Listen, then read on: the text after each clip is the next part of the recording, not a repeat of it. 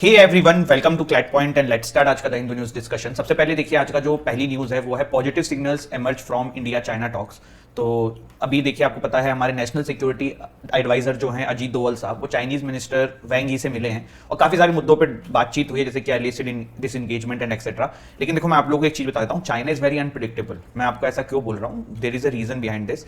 आपको पता है कि इंडो चाइना वॉर हुआ था 1961 में, उसको इंडो सीनो वॉर भी बोलते हैं। उससे पहले भारत और चाइना के रिलेशन बहुत अच्छे थे, मतलब नेक्स्ट टू वेरी अच्छा ऐसा था। ऐसा क्यों था मैं ये भी बता देता हूँ। जैसे देयर इज ए सेइंग, आपने कहीं ना कहीं तो सुना ही होगा कि यूनाइटेड नेशन का परमानेंट मेंबर भारत को बनाने की बात चल रही थी, बट इंडिया ने वो चाइना को कहा कि नहीं भाई इनको बनाओ। प्लस एक मामला और था जो कि काफी मेजर मामला था, वो ये था कि तिब्बत जो है ना उसको इन्होंने कैप्चर कर लिया था चाइना ने।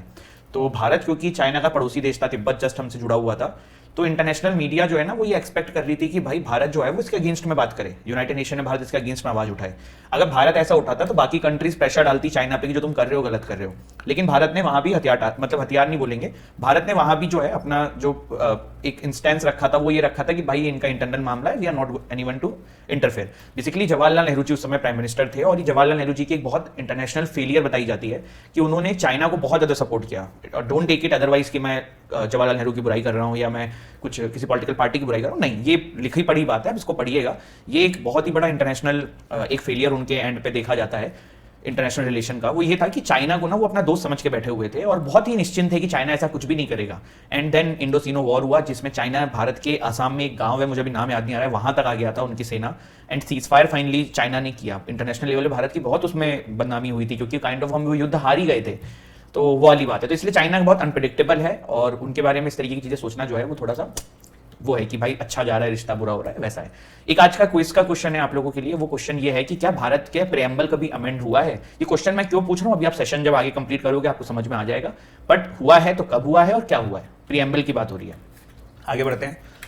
Our doors are always open to hear the demands of protesting farmers, से सुप्रीम कोर्ट ने ऐसा बोला है। शॉर्ट न्यूज है। लापता लेडीज जो है भारत से ऑस्कर के लिए गई थी लेकिन अब बाहर हो गई है देश से।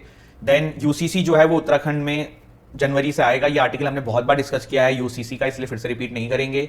Farmer block rail tracks in Punjab call for state shutdown on December 30। तो मिनिमम सपोर्ट प्राइस के लिए फार्मर जो है वो डिमांड कर रहे हैं, बट ऐसा नहीं है कि मिनिमम सपोर्ट प्राइस नहीं है। बेसिकली एक लीगल गारंटी चाहते हैं फार्मर्स की, उनको भैया एक गारंटी मिल जाए कि ये मिलना ही मिलना है, कोई ऐसा नहीं कि कम ज्यादा हो। और बहुत सारी फसलों को इसमें और बढ़ाने की बात कर रहे हैं और ये पंजाब के फार्मर्स मोस्टली कर रहे हैं। देखो एक चीज और मैं आपको बता दूं कि पंजाब का फार्मर और बाकी भारत के फार्मर में अंतर है। मैं आपको बहुत बेसिक एग्जांपल से समझाऊंगा। देखो भारत में जो बाकी एरिया में फार्मर्स होते हैं ना उनके पास लैंड कंपेरेटिवली कम होता है।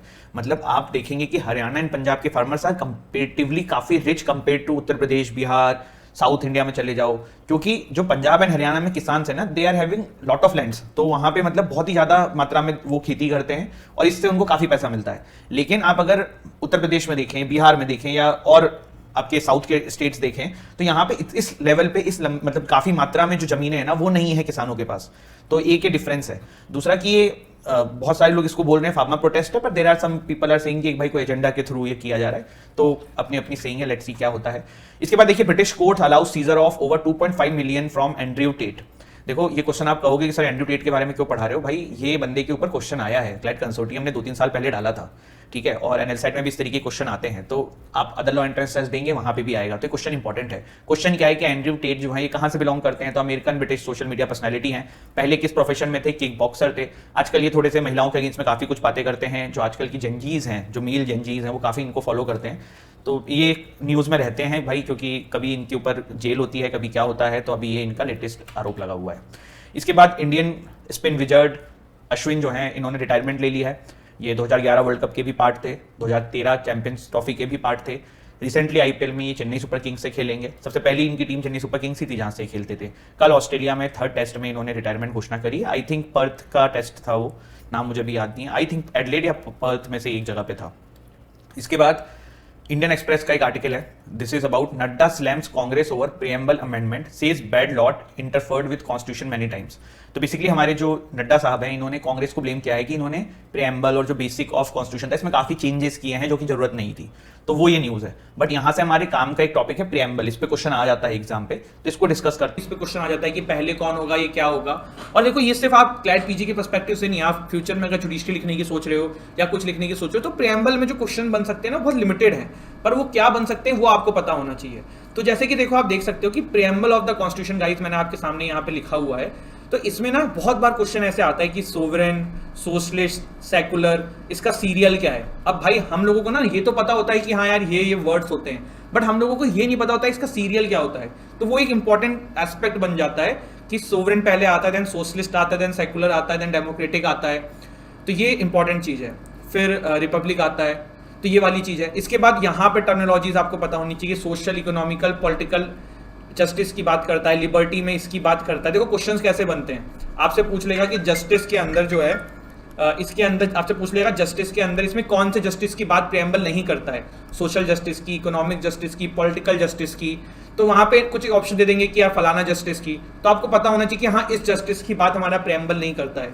सेम गोज इन लिबर्टी, कि लिबर्टी में किस लिबर्टी की बात नहीं करता है, thought liberty, expression of liberty में, या बिलीफ, फेथ, वर्शिप। तो ये बहुत बेसिक चीज है, लेकिन प्रेम्बल ऑफ द कॉन्स्टिट्यूशन में जो क्वेश्चंस बनते हैं ना वो प्रेम्बल से ही बनते हैं। और एज ए लॉ एस्पिरेंट आपको प्रेम्बल पूरा याद होना चाहिए। ये एक और बात मैं आपको बता रहा हूँ, प्रेम्बल शुड बी बिल्कुल इन योर माइंड, क्योंकि एक तो बहुत इंपॉर्टेंट चीज है, क्वेश्चन भी बनते हैं, दूसरा की बहुत इंपॉर्टेंट इससे सारी चीजें निकलती हैं। तो इसमें ना ये टर्मिनोलॉजीज पे बहुत क्वेश्चन पूछते हैं। तो we the people of India having solemnly resolve to constitute India into a sovereign, socialist, secular, democratic republic and to secure all its citizens justice. कौन सा है? Social, economic and political liberty, thought expression, belief, faith and worship. ठीक है, तो देखो मेरे पढ़ाने का तरीका थोड़ा सा अलग रहेगा, मैं आपको पढ़ाऊंगा साथ साथ ये बताऊंगा क्या क्वेश्चन बन सकते हैं, तो वो भी आपको कैच करना है। और ये थोड़ा सा आपको रिवाइज करना होगा अपने घर पे एंड में जाके क्लास के बाद। ठीक है, बीच बीच में मैं आपसे डाउट्स भी लेता रहूंगा, आप लोगों के जो भी डाउट रहेंगे वो सुनते रहेंगे। अब बात करते हैं equality of status and of opportunity and to promote among all its citizens. तो इक्वालिटी की बात करता है, फ्रेटर्निटी की बात करता है। In our constituent assembly 26th day of November 1949 to hereby adapt, enact and give to ourselves this constitution। तो आपसे ये क्वेश्चन भी बन सकता है कि किस दिन आया था, तो 26 नवंबर 1949 को जो है अडॉप्ट हुआ था, इनेक्ट हुआ था कॉन्स्टिट्यूशन। और इफ आपको पता हो कि हमारे यहाँ पे 26 जनवरी का, कोई मुझे कमेंट सेक्शन में बताए या माइक ऑन करके बताए कि जब कॉन्स्टिट्यूशन बन के नवंबर 1949 में सब हो गया था, तो why they have weighted till 26 January 1950। Although it's an question for, मतलब थोड़ा सा ये हिस्ट्री का पार्ट हो जाता है, लेकिन तब भी आई होप कि आप लोगों को ये चीज़ पता होगी। कैन एनीबॉडी टेल मी कि ऐसा क्यों हुआ था कि जब कॉन्स्टिट्यूशन आपका 26 नवंबर 1949 तक आ गया था, then why they have waited for this time. कोई भी यार, कोई माइक ऑन करो जल्दी से, जस्ट ट्राई इट। अगर इतिहास पढ़ा होगा, हिस्ट्री पढ़ा होगा, और एक चैप्टर होता है कॉन्स्टिट्यूशन के अंदर हिस्टोरिकल बैकग्राउंड, उसमें भी होता है, पर क्लैट पीजी में उस चैप्टर से क्वेश्चंस नहीं पूछते हैं। जुडिशरी में पूछ सकते हैं, यूपीएससी में पूछ सकते हैं, बट क्लैट पीजी में नहीं पूछते हैं, इसलिए उस चैप्टर को मैंने स्किप किया है। लेकिन still you all should know about that particular thing.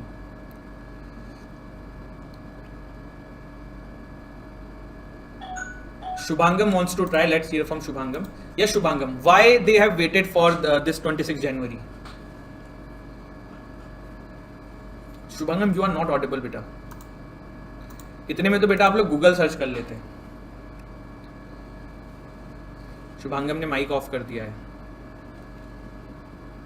I wait for all of you. आप ही लोगों को इसका जवाब देना है, थोड़ा सर्च कर लो फिर मुझे बताना। बहुत ही सिंपल आंसर है, एंड आई थिंक इतना एज ए लॉ एस्पिरेंट आप लोगों को पता होना चाहिए, क्योंकि जब भी हम कॉन्स्टिट्यूशन अपने कॉलेज में पढ़ना शुरू करते हैं, वहाँ पे हिस्टोरिकल बैकग्राउंड चैप्टर पढ़ाया जाता है, जिसमें चार्टर एक्ट और ये सब पढ़ते हैं। यह एक बहुत बेसिक चीज़ है। तो 26 जनवरी का क्यों वेट किया गया था? बहुत सिंपल चीज़ है, कोई भी मुझे गूगल करके इसका आंसर बताए, अदरवाइज सेशन के एंड में मैं तो बताऊंगा ही आप लोगों को। ठीक है, चलिए इसके बाद देखो, अब हम थोड़े से इस पे कॉन्सेप्ट उठाते हैं प्रीएम्बल के बारे में। प्रीएम्बल क्या है? It's derive authority from the people. Preamble जो है अथॉरिटी कहां से डेराइव करता है? From the people. आपसे इसको अथॉरिटी मिलती है। सोशलिस्ट, सेकुलर, डेमोक्रेटिक, रिपब्लिक होने की बात करता है। इन वर्ड्स का मतलब क्या होता है? अभी हम इसको भी बाइफिक्रेट करने वाले हैं। जस्टिस, इक्वालिटी, लिबर्टी, फ्रेटर्निटी की बात करता है। फ्रेटर्निटी का बेसिकली मतलब होता है ब्रदरहुड। अडॉप्टेड ऑन 26 नवंबर 1949। ये डेट याद रखना, the constitution is adopted on 26 नवंबर 1949। तो फिर रिपब्लिक डे 26 जनवरी को क्यों होता है? बताओ भाई, सोचो। कहीं तो सुना होगा, कहीं तो पढ़ा होगा। Shubhangam, you can type your answer ना, अगर ऐसा कुछ इशू आ रहा है। इसके बाद देखो, अब हम बात करते हैं what is the meaning of sovereign. हमने कहा कि सर हमारा जो प्रीएम्बल है इट्स एन सोवरेन, तो बोलोगे कि सर यार सोवरेन का मतलब क्या होता है? तो देखो, India is an independent states and it is free to conduct its own affairs. इसका मतलब क्या है? देखो इसका मतलब क्या, मैं बताता हूँ। प्राइम मिनिस्टर मोदी जी को ना बाइडेन जो है वो ये नहीं बता सकते जो यूएस के प्रेसिडेंट है कि भाई तुम जो है रशिया का सपोर्ट मत करो, रशिया यूक्रेन का वॉर चल रहा है, आप रशिया को सपोर्ट नहीं करोगे। क्यों नहीं करेंगे भाई, हम सोवरेन कंट्री, हमारे डिसीजन खुद लेंगे।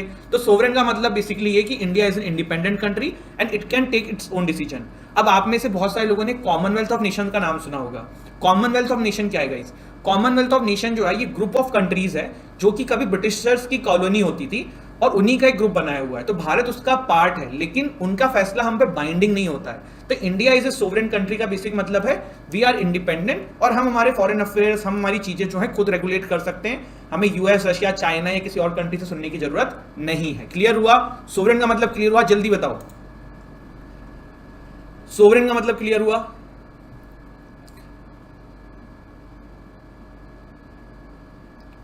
जल्दी गाइस, थोड़ा जल्दी टाइप किया करिए।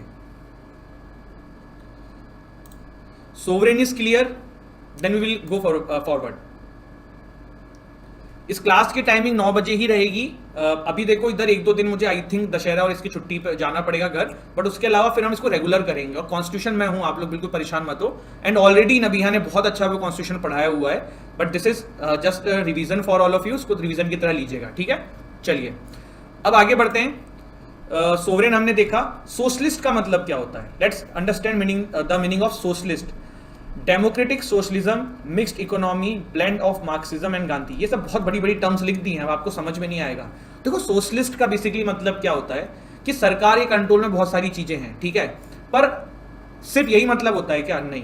देखो India is not a proper socialist country. India के अंदर ना इकोनॉमिकली वाला एंगल है, मिक्स्ड इकोनॉमी है और मार्क्सिज्म एंड गांधी के प्रिंसिपल मिक्स हैं, ठीक है? मिक्स्ड इकोनॉमी का क्या मतलब होता है? जैसे कि आपको मैं एक सोशलिस्ट कंट्री का एग्जांपल देता हूं। जैसे सोशलिस्ट कंट्री के अंदर ना अगर कोई कैब चल रही है तो वहां पे ओला उबर नहीं रहेगी, वहां पे गवर्नमेंट के द्वारा ही कोई ओला उबर की कंपनी चलाई जाएगी। भारत ना 1990 से पहले जो है ना प्रॉपर सोशलिज्म की तरफ बढ़ता था। जब आपको याद होगा कि हमारे यहाँ पे रेलवे, फ्लाइट, एरोप्लेन, ये सारी चीजें जो है गवर्नमेंट के द्वारा कंट्रोल करी जाती थी। आपको इतना नहीं समझना है, लॉ एस्पिरेंट के लिए इतना नहीं है, लेकिन जीके के लिए तब भी पता होना चाहिए कि 1990s के बाद ना एलपीजी रिफॉर्म्स आए थे। तो ये जो रिफॉर्म्स आए थे ना, इसमें हमारी सरकारों ने प्राइवेटाइजेशन की तरफ कदम बढ़ाया था। तो इंडिया जो है ना, it is an mixed economy. यहाँ पे सोशलिज्म भी है, यहाँ पे कैपिटलिज्म भी है, तो मिक्स तरीके से हम चलते हैं। तो ये वाली है हमारी मिक्स्ड इकोनॉमी है, पर टर्म हम सोशलिस्ट यूज करते हैं कि गवर्नमेंट जो है वो लोगों के वेलफेयर के लिए काम करे, ठीक है? India is a secular country, all religion are equal for the state. All religion जो है वो भारत में सभी इक्वल हैं। कोई भी रिलीजन के लिए भारत में अलग से, जैसे पाकिस्तान है वो बोलता है हम इस्लामिक कंट्री हैं, फला कंट्री है वो बोलते हैं हम ये वाले रिलीजन की कंट्री हैं, बट इंडिया इन चीजों को नहीं मानता है। We are a secular country, हम इस पे बिलीव करते हैं, that's it. India is a secular country, that's it, ठीक है? इसके बाद हम बात करते हैं रिपब्लिक की। Head of the state is always elected for a fix term, wasting of a political sovereignty. हमारे यहाँ ये तो है नहीं ना कि कोई राजा है वो गुजर गया तो उसका बेटा हेड कर रहा है, फिर उसका बेटा कोई हेड कर रहा है। रिपब्लिक है, आप और हम चुनते हैं फिक्स टर्म के लिए, उसके बाद हम फिर चुनते हैं। तो this is what is meaning of republic. तो India is a sovereign country, हम समझे। India is a socialist country, हम समझे। India is a secular country, हम समझे। India is a republic country, हम समझे। प्रेम्बल पे क्वेश्चन फंस जाता है कि भैया सोशलिस्ट एंड सेक्युलर टर्म तो प्रेम्बल में स्टार्टिंग में थे ही नहीं जब कॉन्स्टिट्यूशन आया था, तो ये कब जोड़े गए थे? ये 42nd अमेंडमेंट में जोड़े गए थे। ईयर बताओ मुझे कमेंट सेक्शन में जल्दी। सेक्युलर एंड सोशलिस्ट जो है ये दोनों टर्म 42nd अमेंडमेंट में जोड़े गए थे।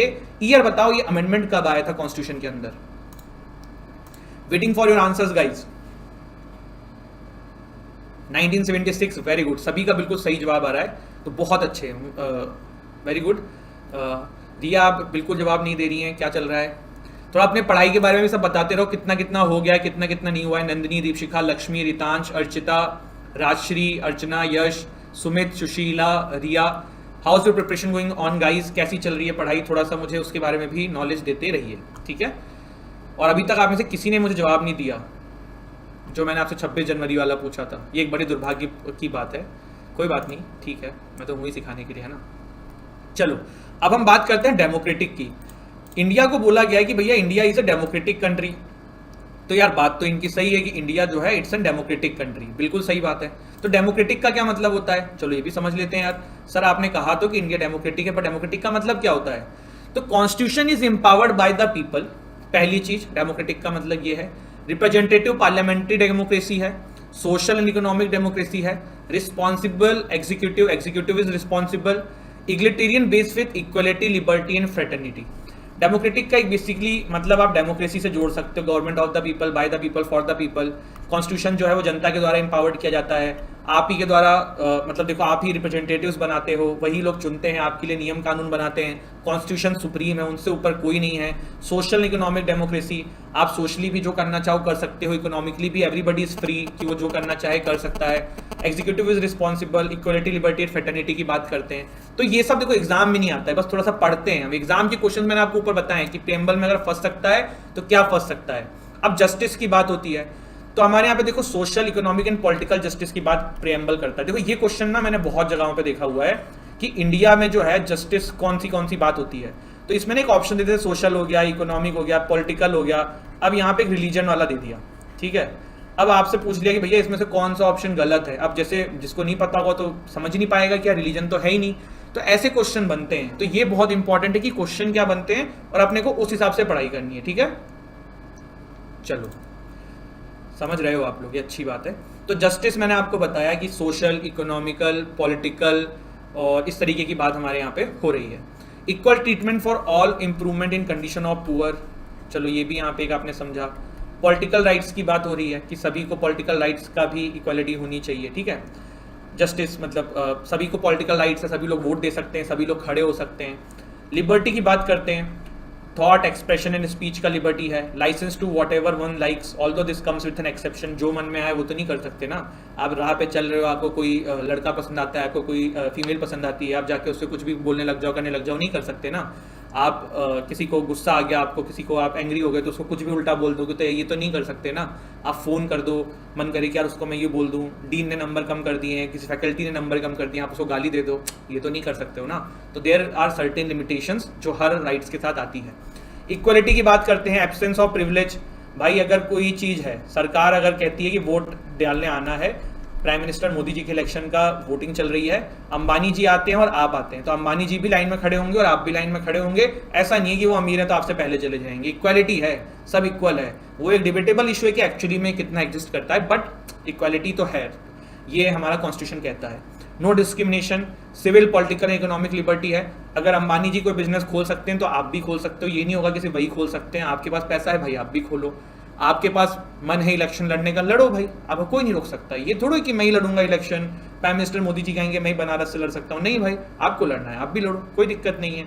फ्रेटर्निटी की यहाँ पे बात हो रही है guys, brotherhood, unity, integrity, overall development of citizens. तो फ्रेटर्निटी का बेसिकली मतलब जो है ना, ब्रदरहुड से कनेक्ट करो कि सब में भाईचारा रहे, सब में ये चीज़ें रहें। तो ये प्रियम्बल को हम डिकोड करने की कोशिश कर रहे हैं, ठीक है। अब देखो प्रियम्बल पे कुछ केसेस रहते हैं जिन पे क्वेश्चन बन जाता है कि प्रियम्बल पे सुप्रीम कोर्ट में डिसीजंस गए थे तो क्या हुआ था। तो देखो एक बेरी बेरी यूनियन केस था, बेरू बेरी ने एक जगह है बांग्लादेश और इंडिया के बीच में, तो उसको लेके केस गया था। तो इसमें ना हमारी कोर्ट ने कहा कि भाई preamble is not a part of the constitution. हमारी कोर्ट ने बेरू बेरी यूनियन केस के अंदर बोला कि preamble is not a part of the constitution. फिर आया आपका केशवानंदा भारती केस, इसके अंदर बोला गया कि preamble is a part of the constitution.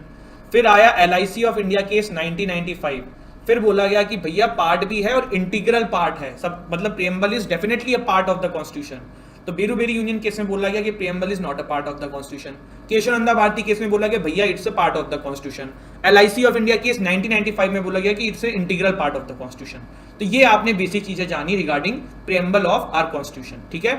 Preamble is only aim and object of the constitution, it is not a source of power to legislature, it is not enforceable. देखो इस पे भी क्वेश्चन बन जाते हैं, मैं फिर से बता देता हूं। देखो क्वेश्चन कहां बनते बता देता हूं, ये पॉइंट्स लिख दिए जाते हैं कि इसमें से क्या प्रियम्बल का पार्ट नहीं है या फिर इसमें से कौन सा फॉल्स है रिगार्डिंग प्रियम्बल।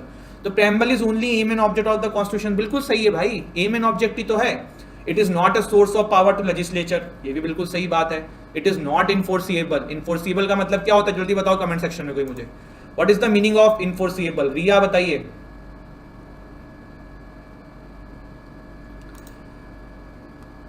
सुमित बताइए, शुभांगम बताइए, इन्फोर्सिएबल का मतलब क्या होता है। दीपशिखा बताइए, what do you understand by the word enforceable, what do you understand by the term enforceable. Yes Shubhangam, Ritansh, दोनों को ही मतलब समझ रहे हैं, वेरी गुड। इसका मतलब है कि you can not go to the court regarding it. आप ये नहीं कह सकते हो कि भाई ये मेरा अधिकार है। प्रियम्बल में जो चीज लिखी है ये सुनिश्चित करना हमारी कॉन्स्टिट्यूएंट असेंबली का काम है, बट इसके लिए आप कोर्ट में नहीं जा सकते हो। Preamble can be amended question आएगा तो yes it can be amended, ठीक है, but basic structure has to be kept in intact. इसका एक एग्जांपल भी है जो सिंपल ही है, मैंने ऊपर ही बताया कि प्रियम्बल अमेंड हुआ है, तो आप ऐसे भी दिमाग लगा सकते हो कि yes sir it can be amended by 42nd amendment act 1976, किया तो गया था, आपको याद, अभी तो बताया आपने, तो बिल्कुल सही है भाई, प्रियम्बल कैन बी अमेंडेड। तो अभी हमने प्रियम्बल पे क्या पढ़ा, फिर हम कुछ क्विज उठाते हैं, इससे कुछ क्वेश्चन सॉल्व करते हैं, ठीक है। तो देखो प्रियम्बल में हमने सबसे पहले पढ़ा प्रियम्बल की कहानी। तो प्रियम्बल में आपको देखो ये वर्ड्स ना लाइन बाय लाइन याद होने चाहिए, क्वेश्चन बनेगा तो बन जाएगा यहाँ से, ठीक है। अब इस पे फिर हमने देखा कि derives authority from the people, socialist है, सेकुलर है, डेमोक्रेटिक रिपब्लिक की बात करता है, 26 नवंबर 1949 में अडॉप्ट हुआ था, जस्टिस, इक्वालिटी, लिबर्टी, फ्रेटर्निटी की ये बात करता है, सोवरेन, सोशलिस्ट, सेकुलर, रिपब्लिक की ये बात करता है, डेमोक्रेटिक का हमने मतलब समझा, हमने जस्टिस का मतलब समझा, हमने लिबर्टी का मतलब समझा, हमने इक्वालिटी का मतलब समझा, हमने फ्रेटर्निटी का मतलब समझा। फिर यहाँ पे हमने 3 केसेस बड़े इंपॉर्टेंट देखे कि बीरूबेरी यूनियन केस में कहा गया कि fundamental preamble is not part of the constitution. और एक और चीज बता दूं, there was objective resolution constituent assembly में पहले आई थी, आई थिंक 1948 में, 1947 में जवाहरलाल नेहरू जी ने पेश करी थी। उसी का जो कॉन्सेप्ट है ना वो प्रियम्बल से हमने उठा लिया है, वही हमने प्रियम्बल का फॉर्म नाम बदल के कर दिया है। अब मुझे ये बताओ, एक क्वेश्चन है मेरा, प्रियम्बल का कॉन्सेप्ट भारत ने कहां से बोरो किया? आपको पता है ना कि हमने कॉन्स्टिट्यूशन में बहुत सारी चीजें अलग अलग जगहों से उठाई है, कोई चीज कहां से उठाई है, कोई चीज कहां से उठाई है, कोई चीज कहां से उठाई है। तो प्रियम्बल जो है हमने कहां से उठाया है? आई होप इसका जवाब मिल जाए मुझे। चलिए जल्दी, भारत ने प्रियम्बल गाइस कहां से उठाया है?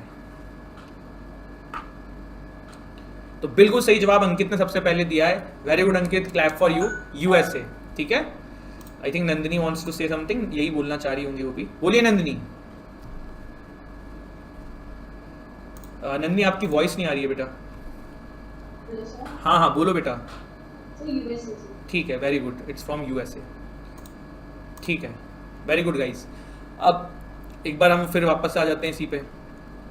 फिर हमने यहाँ पे कुछ और टर्म्स जानी है जिस पे क्वेश्चन बन सकता है। ये तीनों केस तो आपको बता ही दिए मैंने। Preamble is only aim and object of the constitution, it is not a source of power to legislature, it is not enforceable, preamble can be amended but basic structure has to kept intact, it has been amended by 42nd amendment act 1976, ठीक है। अब कुछ questions हैं, इसका जवाब जिससे मैं पूछूंगा वही अपना माइक ऑन करके देगा, ठीक है। क्वेश्चन है पहला, which of the following words is not included in the preamble of the constitution of India, ठीक है। मेरा ये क्वेश्चन का जवाब जो है मुझे देने वाले हैं नंदिनी ने कहा, चलो वही दे दो नंदिनी, बताओ which word is not used in the preamble of the constitution of India. Please comment में कोई जवाब मत देना, मैं जिससे पूछूंगा बस वही बोलना माइक से, ठीक है। तो let's hear from Renu. Renu बताइए। Very good Renu, very good, बहुत अच्छे। अगला क्वेश्चन का जवाब जो है शुभांगम देने वाले हैं, ठीक है। Let's hear from Shubhangam the next question का आंसर। बताओ शुभांगम इसका। Till now the preamble of constitution of India has been amended for how many times? Shubhangam बताइए।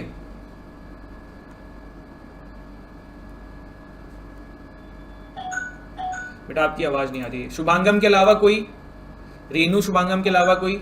ओके, महिमा बताइए। महिमा यू आर नॉट ऑडिबल बेटा। महिमा क्या बोला, कैन यू रिपीट इट? ठीक है, वेरी गुड। किसी को इस पे कोई डाउट है इतने क्वेश्चंस पे? नहीं होना चाहिए, ठीक है।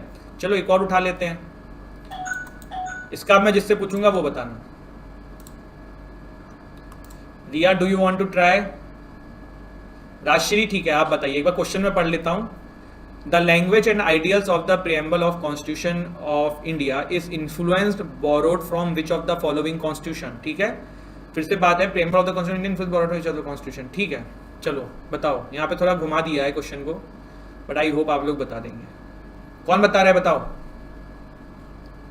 यूएसए तो सबको पता है, एक कंट्री पे कंफ्यूज हो रहे होगे। बताओ भाई, गेस करो प्लीज, रेज योर हैंड अगर किसी को लगता है तो। Okay Riya, let's hear from you. बताइए रिया। डी। ठीक है रिया, चलो और भी पूछते हैं रिया, और लोगों से भी है ना, ठीक है। Good for trying at least. Let's hear from Lakshmi. बताइए Lakshmi. Lakshmi, what is the answer? Sir, I think USA and Australia. Okay, I think Lakshmi is correct, it should be US and Australia, but I have still थोड़ा सा doubt regarding France also, but it should be US and Australia. एक बार आप लोग इसको जरूर check करिएगा session के बाद, ठीक है। Let's solve this question. Deepshikha बताइए इसका answer. The ideals of liberty, equality, fraternity in the preamble are borrowed from the constitution of which country? Renu बताइए आप।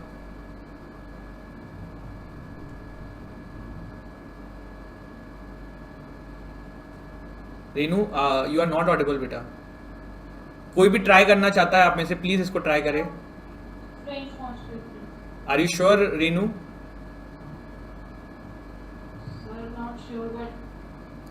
Anybody who is sure about it?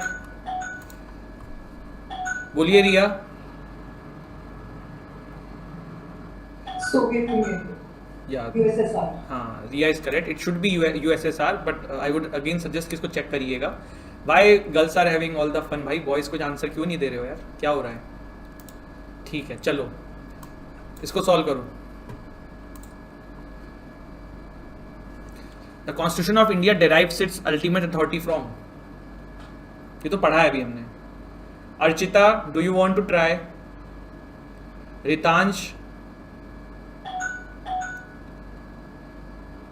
Renu, Renu से सुनते हैं पहले, चलिए रेनू बताइए। People of India. Very good, बोलो रितांश।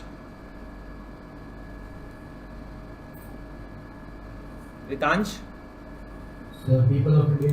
ठीक है। Deepshikha,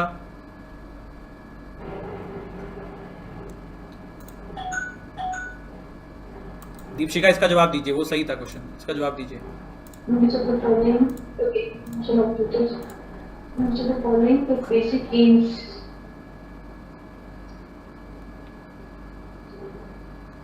So preamble.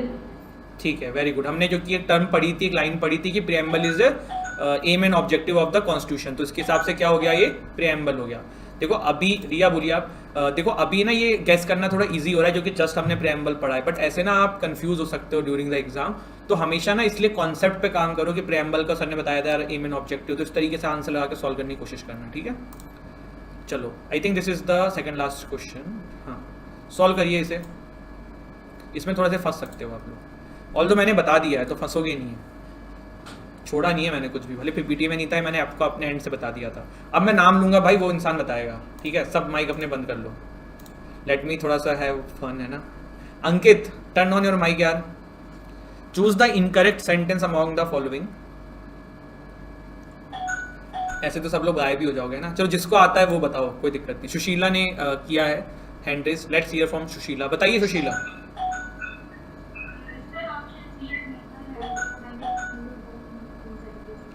ठीक है, सुशीला के बाद लेट्स हियर फ्रॉम रेनू। शुभांगम, आपका माइक में कुछ इशू है बेटा, इसलिए मैं ऑन नहीं कर रहा हूँ। रेनू बताइए। Sir incorrect option is B, that is enforceable in law. ठीक है, very good Renu. Let's hear from Deepshikha. बोलिए दीपशिखा।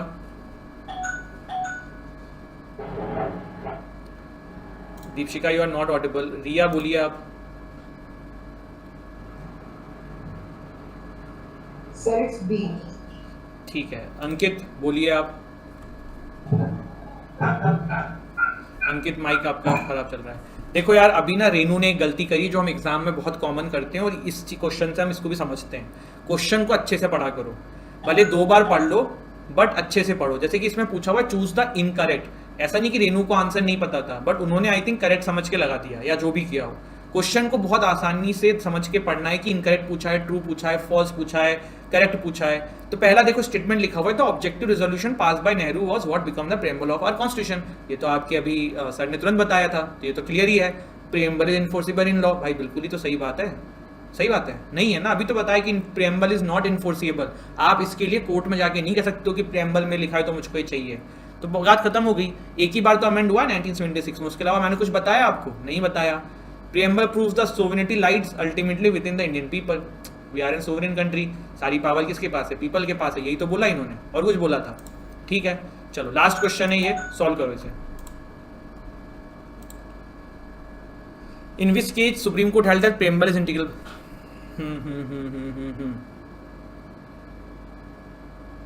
ठीक है, बताओ। In which case Supreme Court held that preamble is integral part of the constitution, या preamble is part of the constitution. बहुत easy है यार, बोलो रितांश। सर LIC का भाई ऐसे नहीं बताना ना, LIC तो है ही नहीं यहाँ पे। रिया बताओ।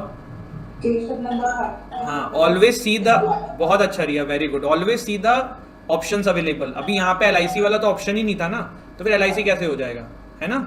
तो ठीक है रिया, वेरी गुड।